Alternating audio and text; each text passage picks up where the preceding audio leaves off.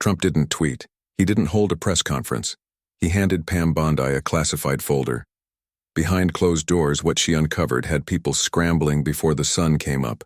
It was just past midnight, the kind of hour when most are asleep, when even headlines go quiet. But in Palm Beach, the lights at Mar-a-Lago were still on. Pam Bondi pulled up without an escort. No aid, no security. No one else was supposed to know. She parked off to the side, out of view of the cameras. Near the front gates, no text, no call ahead. The message had been clear: come alone. Inside, the air was too still. The entrance hall smelled faintly of fresh polish. Chandeliers overhead threw hard shadows on marble. Two men waited quietly at the end of the hallway.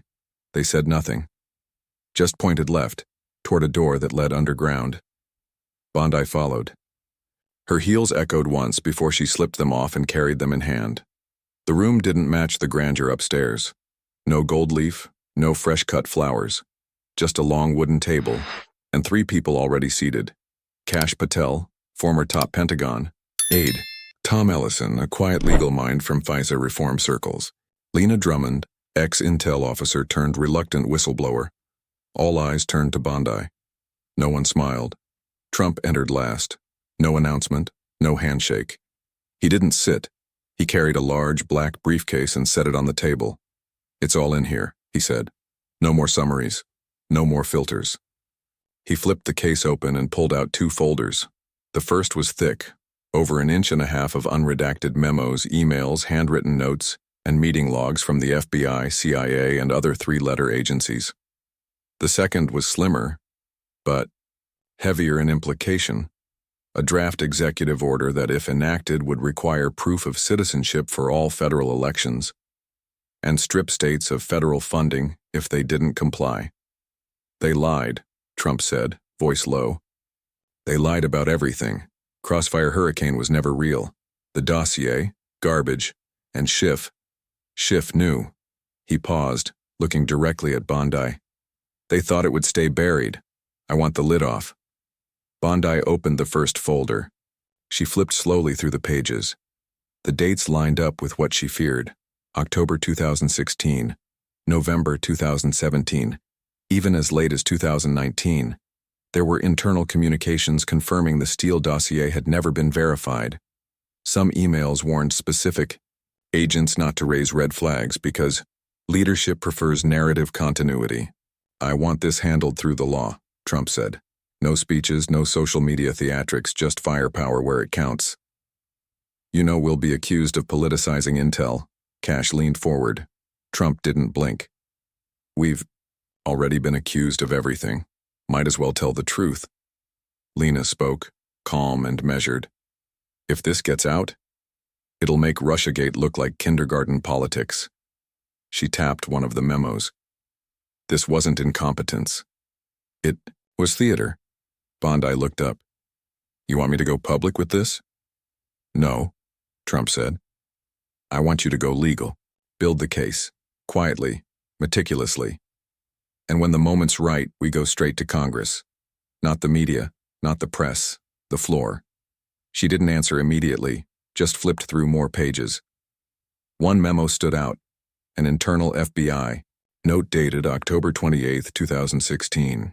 It stated none of the dossier's sources had been confirmed, but the Schiff team believed time was more critical than accuracy. She set the paper down.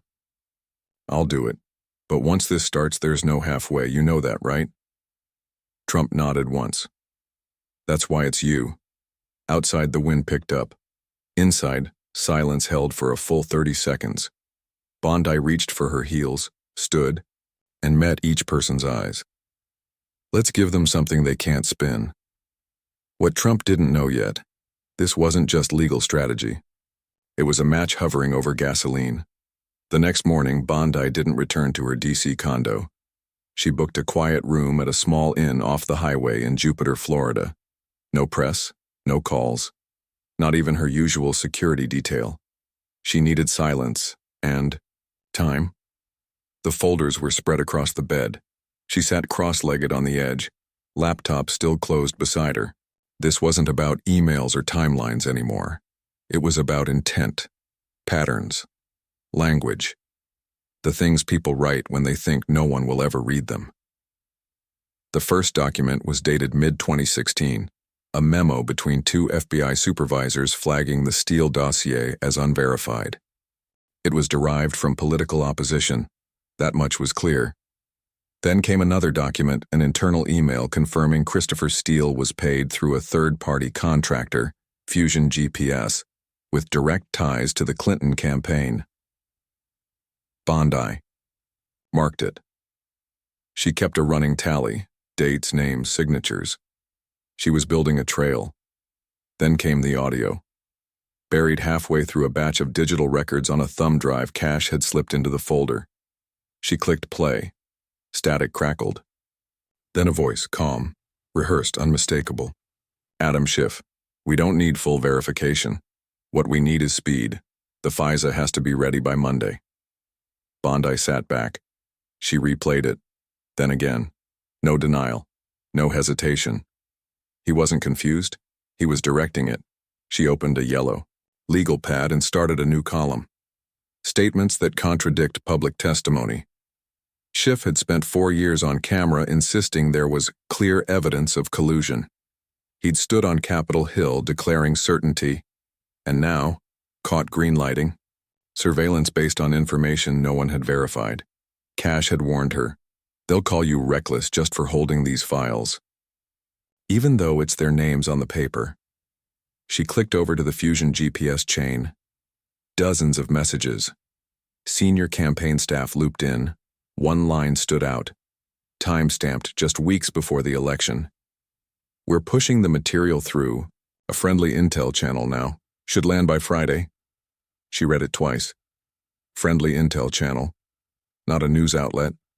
Not a Times opinion column. Intelligence. They'd turned political dirt into surveillance fuel. It was worse than she thought.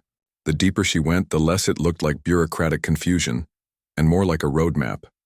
Deliberate, coordinated, rehearsed.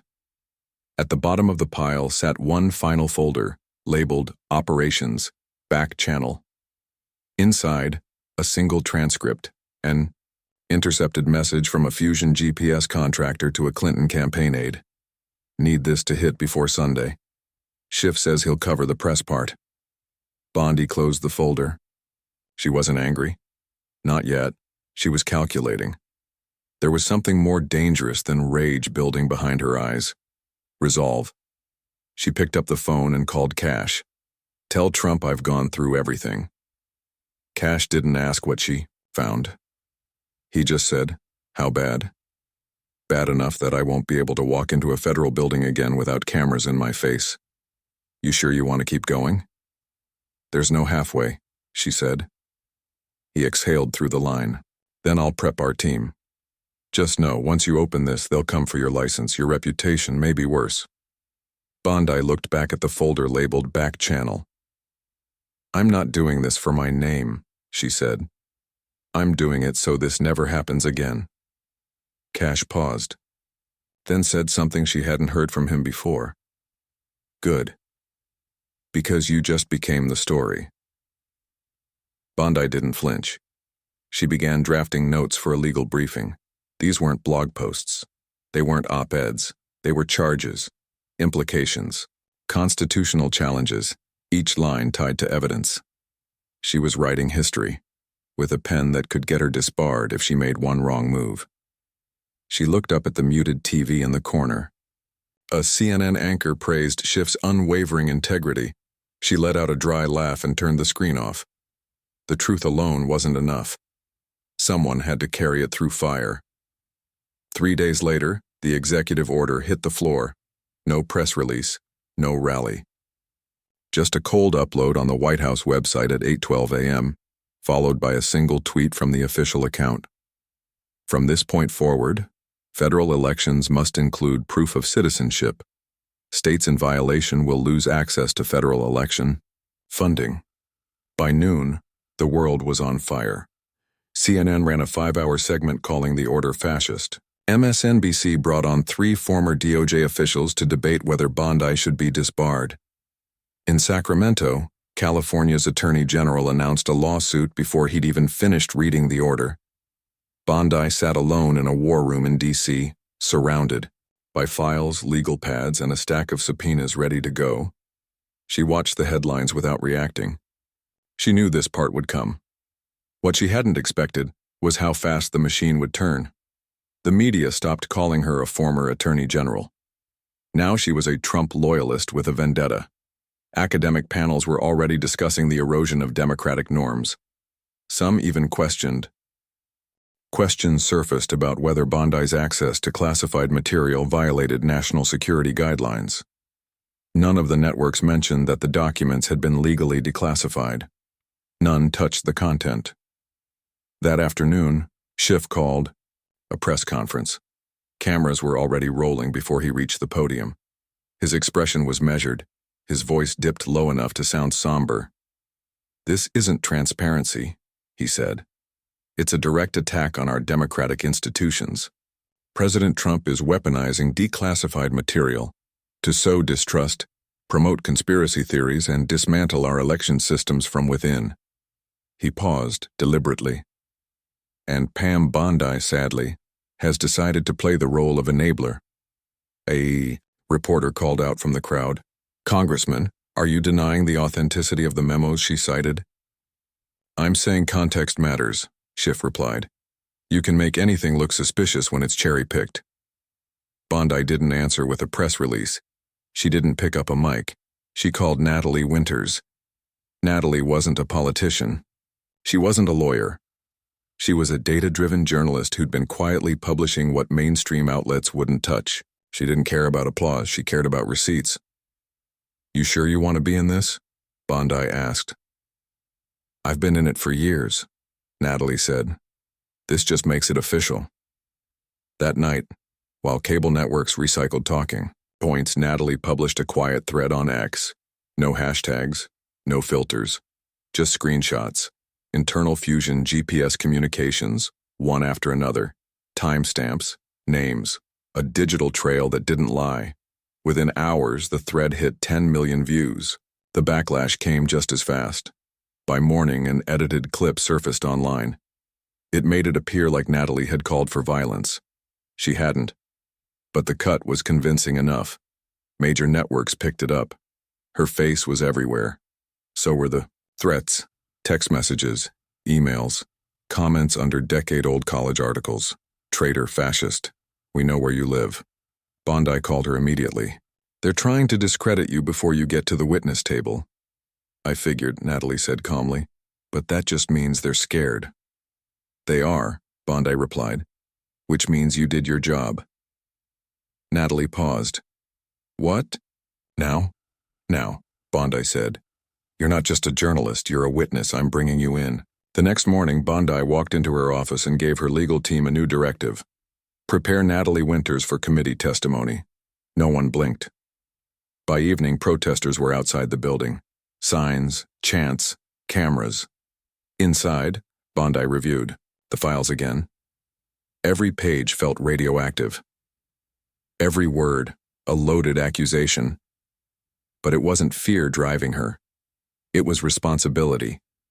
She hadn't started this, but she'd be damned if she let anyone else rewrite it.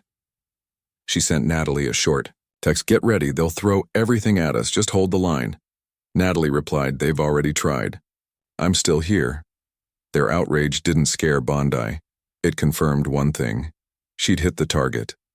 The hearing was still a week out, but it felt like the storm had already arrived. Natalie stepped off the train at Union Station. Black jeans, canvas coat, worn leather backpack, no entourage, no makeup crew. Just 3 phones, a binder, and 6 years of redacted silence. The car waiting for her wasn't federal. It was Bondi's personal driver, low profile, tinted windows. Natalie rode in silence, eyes on the Capitol dome as it came into view. She wasn't intimidated. She was calculating.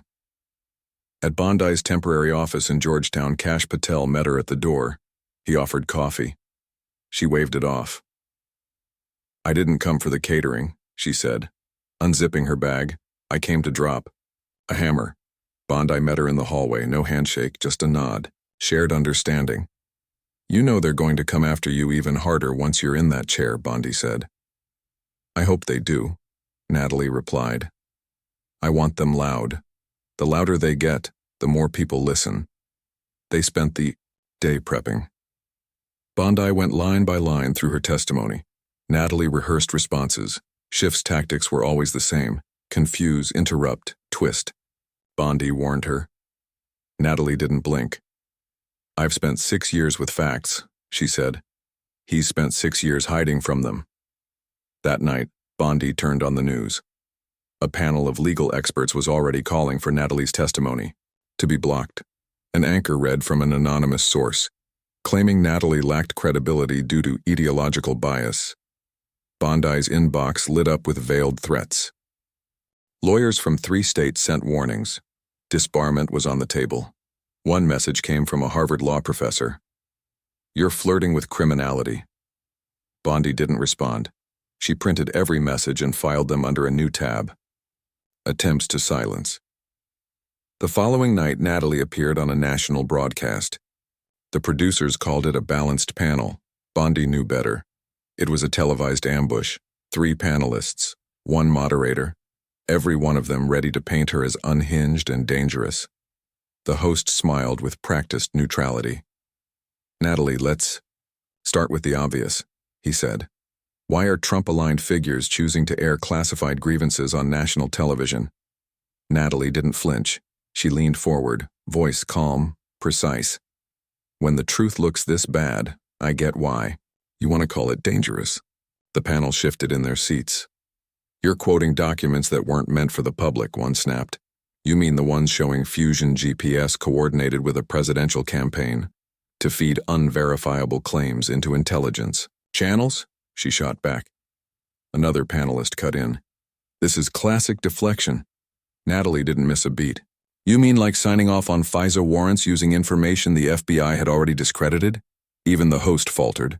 But it wasn't the jabs that stuck. It was the quiet moment, when one panelist accused her of endangering national security. She didn't raise her voice. She didn't insult. She simply said, trust isn't given, it's earned. If exposing a lie ruins your institution, maybe the lie was the problem. Silence followed. The kind that stings, but the network wouldn't let it linger. By morning, the smear machine had spun up. Edited clips flooded social media. One cut her mid-sentence, made it seem like she endorsed illegal surveillance. Another stripped the context, suggesting she encouraged political violence. She wasn't surprised. She was prepared. Bondi called that afternoon. They're going full smear. Then we're right on schedule, Natalie replied. You scared? I'm bored. Bondi laughed, really laughed, for the first time in a week. You're a lunatic. No, Natalie said. I'm a flashlight, and they're all cockroaches. Bondi stared out the window, watching rain streak down the glass. I want you sitting next to me when we go in, she said. Not behind, not after, beside me. Then get ready, Natalie said, because I'm not coming with a folder. I'm coming with receipts. The next morning, Natalie answered a blocked number. She said one word. Yes. By the time Bondi and Winters walked into the hearing room, the seats were full. The press had lined up before sunrise. C-SPAN's feed crashed twice before 9 a.m. Reporters whispered into phones like they were awaiting a verdict, not testimony. The chamber was dressed in procedure. Polished oak, flags, water bottles lined like props. But Bondi wasn't fooled. This wasn't about oversight, it was performance, and Schiff was the director. He built it to humiliate her. What he didn't realize was, she hadn't come to argue. She came to expose. She took her seat, eyes forward. Natalie sat to her left, flipping through notes, focused, silent. Her presence alone had shifted the room's energy. The tension was physical, like the air itself was holding its breath. The chairman, who once called Bondi a relic of partisan politics, tapped his gavel. This committee is called to order. Adam Schiff was the first to speak. His tone, measured. His words, honed to cut without leaving fingerprints. Let the record reflect. This hearing is not a stage for conspiracy theories. Ms. Bondi's selective leaks and public commentary threaten national security and the integrity of this institution. He turned to her, eyes narrowed. This is Congress, not Florida courtroom theater. We will not be bullied by MAGA lawyers turned media stunt doubles. There it was. The line. Bondi didn't blink, didn't move. Schiff raised his voice.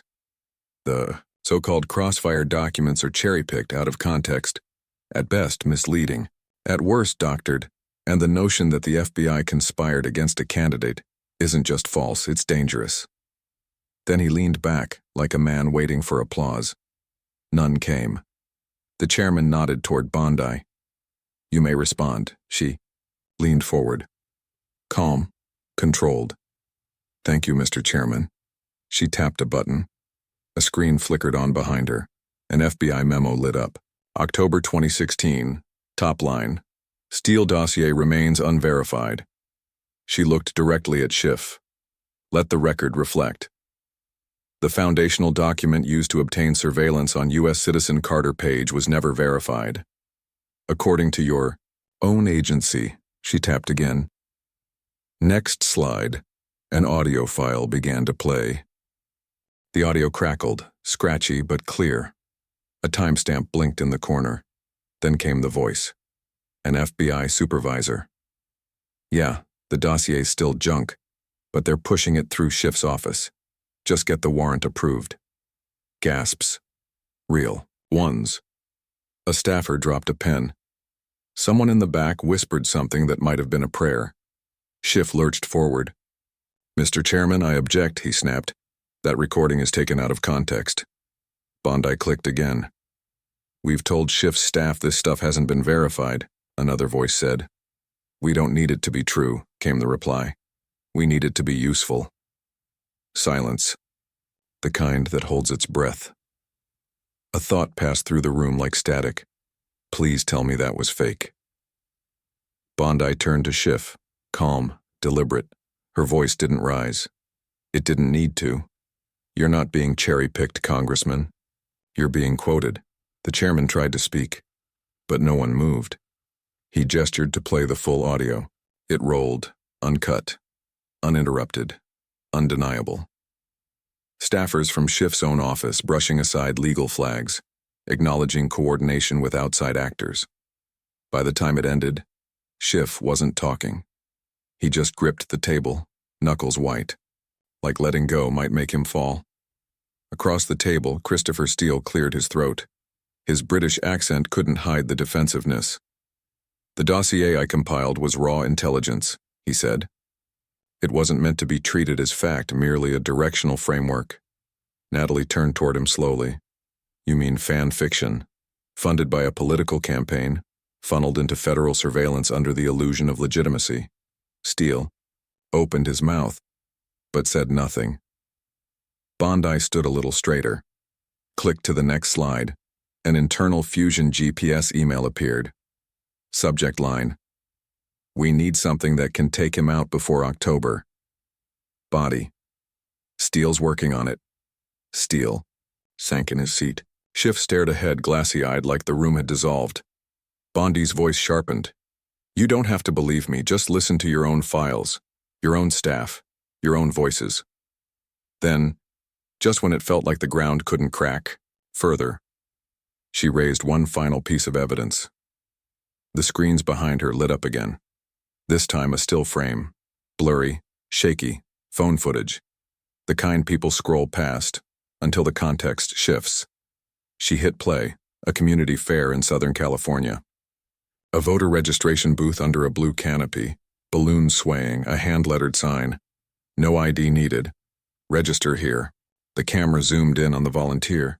Smiling, relaxed, casual. Off camera, a voice asked, You don't need proof of citizenship? The volunteer replied, Nope. If you live nearby, that's all we ask. Cut. The room rippled. Gasps. Murmurs, a congressman stiffening in his seat. Bondi faced the committee. Still, steady. That wasn't a fringe operation. That was a taxpayer-funded outreach program, operating with state support, using public dollars. to encourage illegal voter enrollment.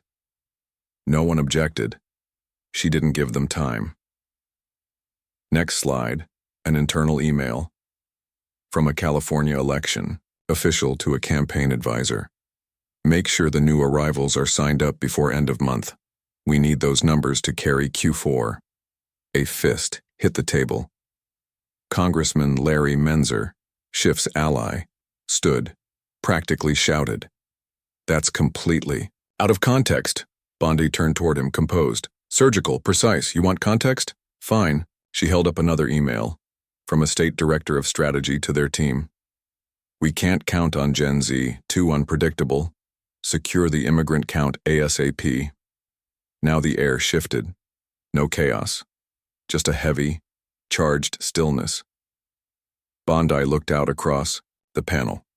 The American people didn't lose faith in the system. You replaced the system behind their backs and blamed them for noticing. 4 Democrats stood up and walked out. No speeches, just the sound of chairs scraping marble and heels clicking toward the door. Bondi didn't blink.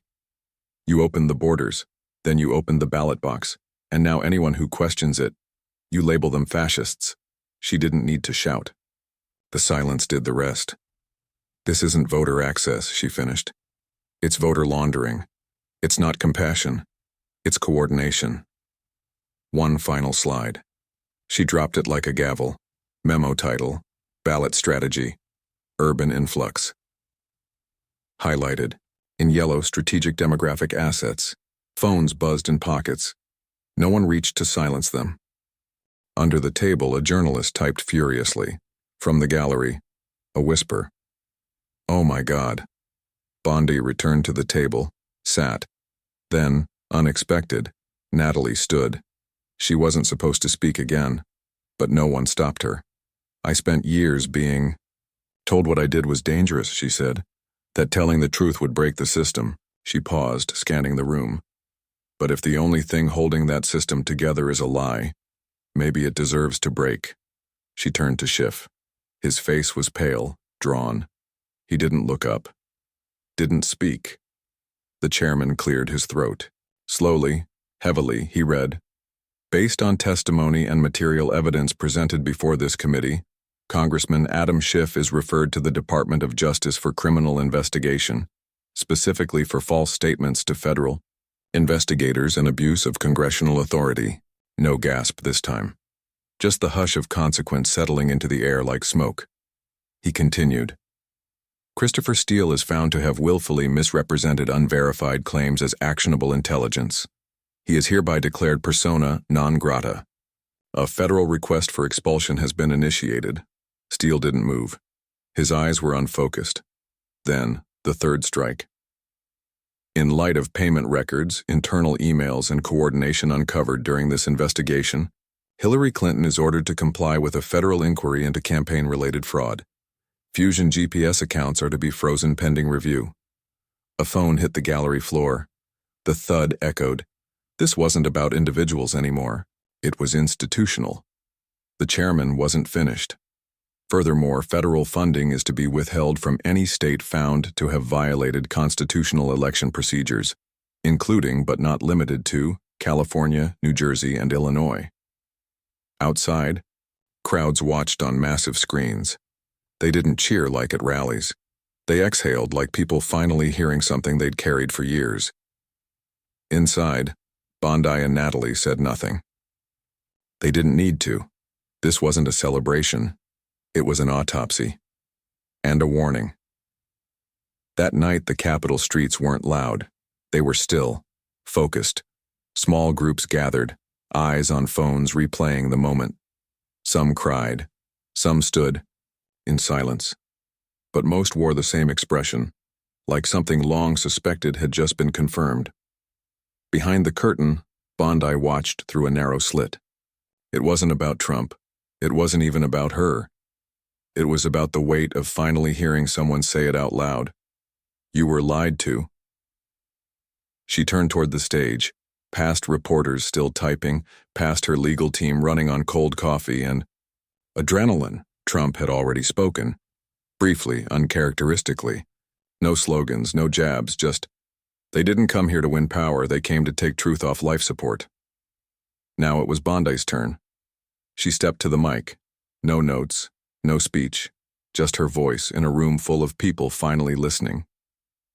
I've been offered a lot these past few days, she said. Cabinet seats, committees, appointments. She paused, not for drama, but for gravity. But I'm not here to manage power. I'm here to teach people how to resist it. The crowd didn't erupt. They stood, hands on hearts, heads bowed. We were told to trust institutions, she said, to believe in the process. But what do you do when the process was rigged? Before you ever showed up, she didn't sound angry, just tired. And sure, you don't fix that with policies, you fix it by raising better citizens, by demanding truth like it's oxygen, because it is. She stepped back. Applause, quiet, steady, earned. Natalie stepped forward. No teleprompter, no script.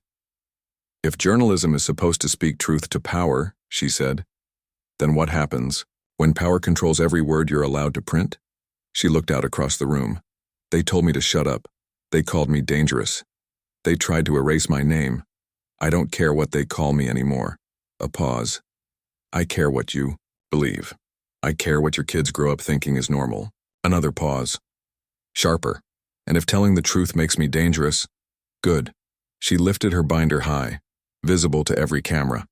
This is why I'm launching Truthwire Media. No corporate sponsors, no editorial boards, no filters, just facts. And people who know what to do with them. Bondi returned to the mic. One more thing, she said. I'm launching Liberty PAC. Not to elect more politicians, we've seen what they become. The crowd was still, absorbing it. This is for citizens, for school board fights, for courtroom battles, for the nights the system tells you to shut up, and you just can't.